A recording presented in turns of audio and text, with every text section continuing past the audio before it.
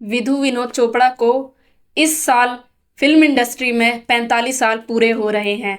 इस मौके पर उन्होंने अपने करियर की अब तक की सबसे अलग फिल्म बनाई है, जो यथार्थ के ठोस धरातल पर खड़ी है।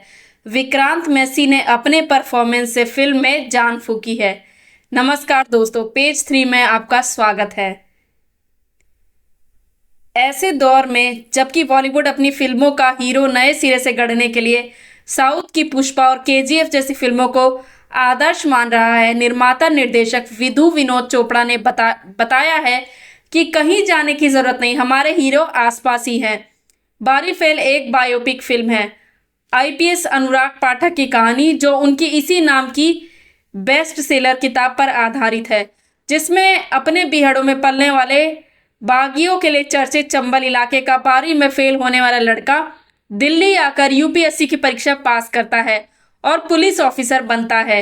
विधु विनोद चोपड़ा की यह फिल्म उन्हीं के बैनर तले पहले बन चुकी मुन्ना भाई एमबीबीएस और 3 इडियट्स जैसी फिल्मों की तरह कहीं ना कहीं देश में शिक्षा और उसे लेकर लोगों की सोच और व्यवस्था की बात करती है।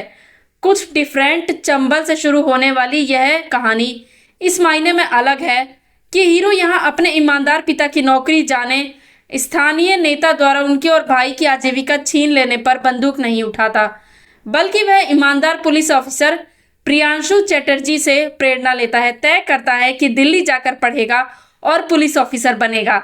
हालांकि इस कहानी में लव स्टोरी और दोस्ती भी अहम भूमिका निभाती है, लेकिन इससे पहले लेखक निर्देशक आपको दिल्ली में यूपीएससी परीक्षा की तैयारी करने वाले बच्चों के जीवन संघर्ष, उनकी जिजीविषा और सपनों को टूटते या पूरे होते दिखाते हैं। विधु विनोद चोपड़ा ने पूरे माहौल का खूबसूरती से रचा है। मीडियम की बात, फिल्म की कहानी जब चंबल और इसके मुख्य किरदार मनोज कुमार शर्मा विक्रांत मैसी की चेतना के जागरण से आगे बढ़कर यूपीएससी की दायरे में आती है, तो निर्देशक एक बड़ा मुद्दा लेकर आते हैं। वह है आम लोगों और व्यवस्था की सोच, हिंदी मीडियम और इंग्लिश मीडियम का फर्क। देश में चल रहे अमृत काल के दौर में यह बात भी कहीं गहराई तक जड़ें जमाए हैं कि यूपीएससी जैसी परीक्षा को वही पास कर सकते हैं जो अंग्रेजी जानते हैं, हिंदी या अन्य क्षेत्रीय भाषाओं वाले पिछड़े हैं। लेकिन यहीं पर निर्देशक ने पूर्व प्रधानमंत्री अटल बिहारी वाजपेयी की कविता हार नहीं मानूंगा रार नहीं ठानूंगा को नायक के किरदार में पिरोया है। चोपड़ा ने परीक्षा के अलग अलग चरणों की बारीकियों का भी पूरा ध्यान रखा है। सीखने की बातें, 12th फेल निश्चित ही एक प्रेरणादायी कहानी है, लेकिन मनोरंजन भी करती है। फिल्म देखने के बाद आप कुछ सोचते हुए भी उठते हैं, भले ही असंभव कुछ नहीं, लेकिन बात आपके मन में रहती है। मगर सफलता के शिखर तक की कठिन यात्रा भी यहाँ सामने दिखती है, जो व्यक्ति को शारीरिक, मानसिक और भावनात्मक स्तर पर निचोड़ लेती है। फिल्म में यूपीएससी की तैयारी करते हुए हीरो का रात दिन आटा चक्की में काम करना उनके पार्टों के बीच पिसने की एक तरफ की संकेत करता है। यह बताता है कि इस परीक्षा से गुजरना कितना कठिन है। खासतौर पर युवा दर्शकों को यह फिल्म देखनी चाहिए, यह उन्हें कई बातें सिखा सकती है। किरदार के हालात, मनोज कुमार शर्मा की भूमिका में विक्रांत मैसी कामयाब हैं।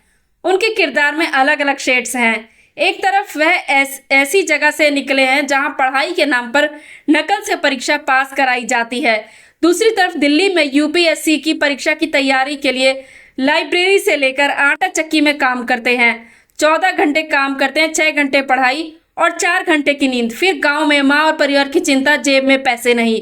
इन सब के बीच पढ़ाई और परीक्षा, विक्रांत ने पूरी शिद्दत से खुद को इन तमाम हालात में ढाला है। उनकी प्रेमिका के रूप में मेघा शंकर, उनके दोस्त के रूप में अनंत विजय जोशी, कई बार यूपीएससी परीक्षा पास करने की कोशिश कर चुके अंशुमान पुष्कर और उनकी प्रेरणा बनने वाले पुलिस ऑफिसर प्रियांशु चैटर्जी ने अपनी भूमिकाएं सधे ढंग से निभाई है। सबसे अलग फिल्म की कहानी यूं तो सरल नजर आती है, लेकिन इसे सहजता से संभालना आसान नहीं था। विधु विनोद चोपड़ा करीब 2.5 घंटे की फिल्म में बांधे रहते हैं। रोचक बात यह है कि फिल्म उनकी इससे पहले की फिल्मों से पूरी तरह से अलग है। यहाँ न अंडरवर्ल्ड है और न ही झीलों में चलती नाव जैसी प्रेम कहानी। 12th फेल ठोस हकीकत की जमीन पर खड़ी है। ऐसे समय जबकि बॉलीवुड बड़े भव्य सेट, वीएफएक्स, फतांसी और बाहुबली हीरो वाली कहानियां ढूंढ रहा है, विधु विनोद चोपड़ा चुपके से बता जाते हैं कि हमें कैसी फिल्मों की जरूरत है।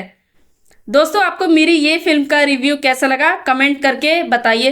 वैसे वीडियो बनाने में काफ़ी मेहनत लगती है, आप चाहे तो मुझे मोटिवेट कर सकते हैं और मेरे चैनल को सब्सक्राइब करना ना भूलें। धन्यवाद। आप सभी खुश रहिए, मुस्कुराते रहिए। जय हिंद।